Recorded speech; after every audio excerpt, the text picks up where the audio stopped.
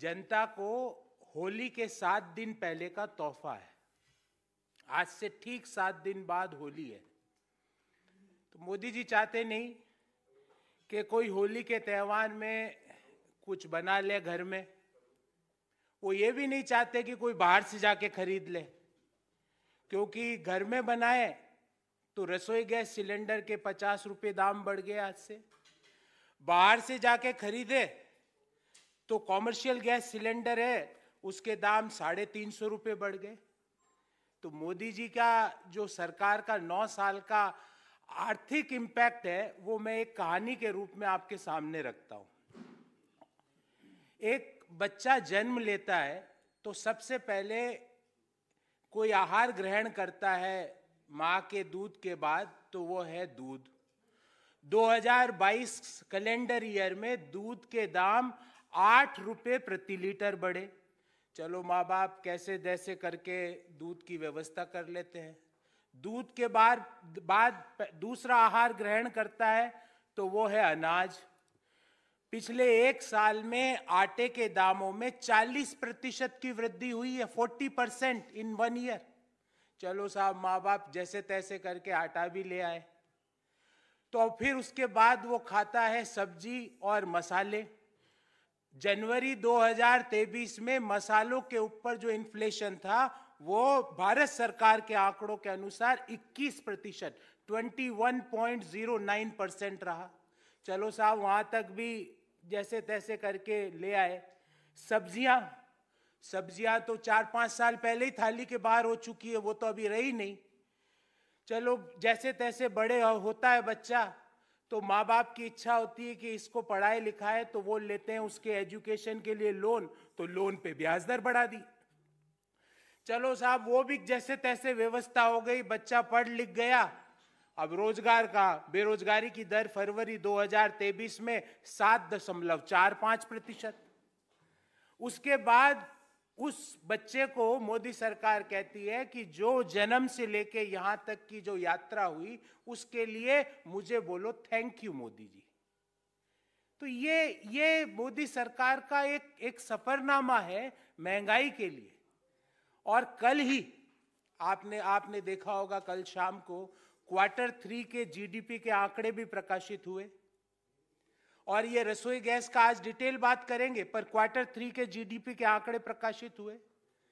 ये पहले होते थे बजट के पहले, पर मोदी जी को पता लग गया था कि ये 4 नंबर आएंगे, 4, और 4 नंबर वाले पास नहीं होते, फेल माने जाते हैं। तो जीडीपी के Q3 के आंकड़ों की डेट उन्होंने आगे करवा दी। आपको याद होगा ठीक 1 महीना पहले 1 फरवरी 2023 को मैंने प्रेस वार्ता की थी, तो हमने कहा था Q3 में 4 या 4.2% के आसपास जीडीपी रहेगी। आज एक और घोषणा करके जा रहा हूं, Q4 में जीडीपी 4% से कम रहेगी। इट विल बी बिलो 4%, क्योंकि जो आंकड़े आ रहे हैं, इंडिकेटर्स आ रहे हैं, वो लेस देन 4% के। तो देश में ग्रोथ नहीं, रोजगार नहीं, ऊपर एसेंशियल कमोडिटीज में आप लगा रहे हो महंगाई का तड़का, और फिर आप कहो कि ये अमृतकाल चल रहा है और उसके लिए दो थैंक यू मोदी जी। ये नहीं हो सकता Modi ji. Now enough is enough. दूध बढ़े, आटा बढ़े, मसाले बढ़े, सब्जियां बढ़े, आम लोगों के पहनने वाले कपड़े के दाम बढ़े, और उसके बाद बोलना और है थैंक यू मोदी जी, धन्यवाद मोदी जी। अब आज के विषय पे आते हैं कि ये रसोई गैस का सिलेंडर जो 2014 में 500 के अंदर था, वो आज 1100 के पार कैसे पहुंच गया? इसका क्या गणित है? उसका गणित मैं आपके सामने लेके आया हूं, और ये भारत सरकार का आंकड़ा है। ये जो टेबल है ये मेरी बनाई हुई नहीं है, ये भारत सरकार के पेट्रोलियम मंत्रालय के द्वारा बनाई गई टेबल है। और ये टेबल क्या कहती है?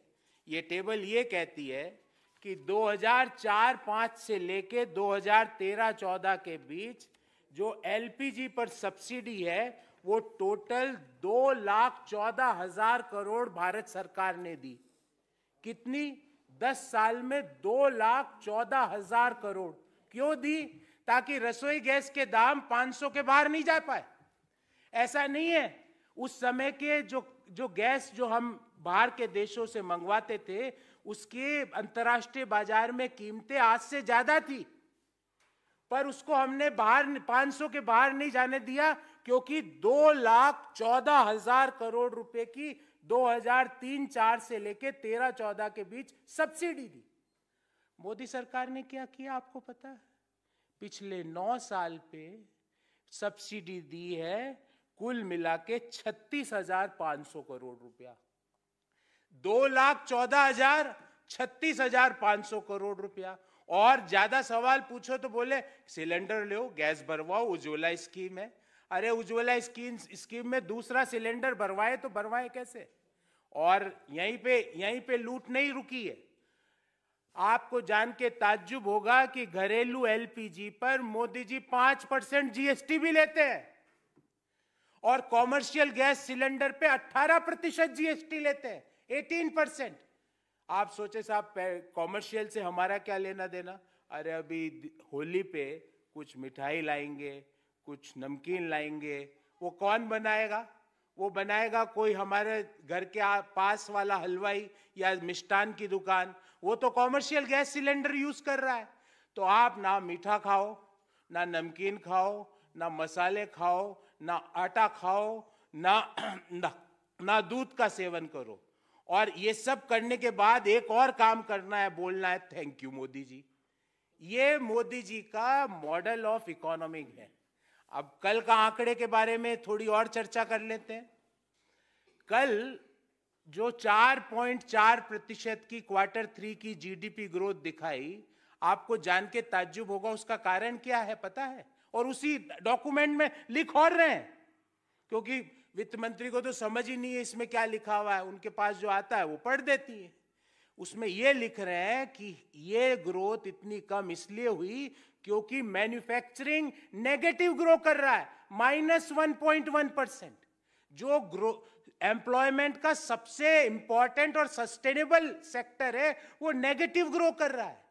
प्राइवेट जो कंजम्पशन है डिमांड की, वो नीचे जा रही है। क्यों जा रही है? क्योंकि लोगों के पास पैसा ही नहीं, इन्फ्लेशन है इकोनॉमी में। जब इन्फ्लेशन है, महंगाई है इकोनॉमी में, तो प्राइवेट कंजम्पशन पिक नहीं कर पा रहा, मैन्युफैक्चरिंग नेगेटिव ग्रो कर रही है। उसके बाद अगर सवाल पूछो तो ED, CBI, income tax, police. पर मोदी जी सवाल तो हम पूछेंगे, और आप ही के दिए गए आंकड़े से पूछेंगे कि यूपीए के 10 साल में 2,14,000 करोड़ की एलपीजी सिलेंडर पे सब्सिडी दी गई। आपने पिछले 9 साल में मात्र 36,598 करोड़ क्यों दी? क्यों आज गैस सिलेंडर के दाम 1100 के पार हो चुके हैं? अब तो यह है कि किसी की शादी में 1100 को शगुन डालो तो ये एक मतलब है, एक बार बेचारा गैस सिलेंडर भरवा सकता है। और हलवाई जी के घर पे शादी हो, उसके 2100 का डालो, वो बेचारा एक बार गैस सिलेंडर अपना कॉमर्शियल ला सकता है। ये मोदी जी ने व्यवस्था कर दी है देश में। तो हमने जो शुरुआत की थी उसी पे एक बार पुनः आपका ध्यान आकर्षित करना चाहेंगे कि मित्र काल में बड़ी बेरहम हो गई मोदी सरकार। रसोई गैस 1100 तो कॉमर्शियल सिलेंडर 2100 के पार। अपने मित्रों पर खूब बरसाए प्यार और देश की जनता करे महंगाई से हाहाकार। Before I take questions, I will brief you this in English. Friends,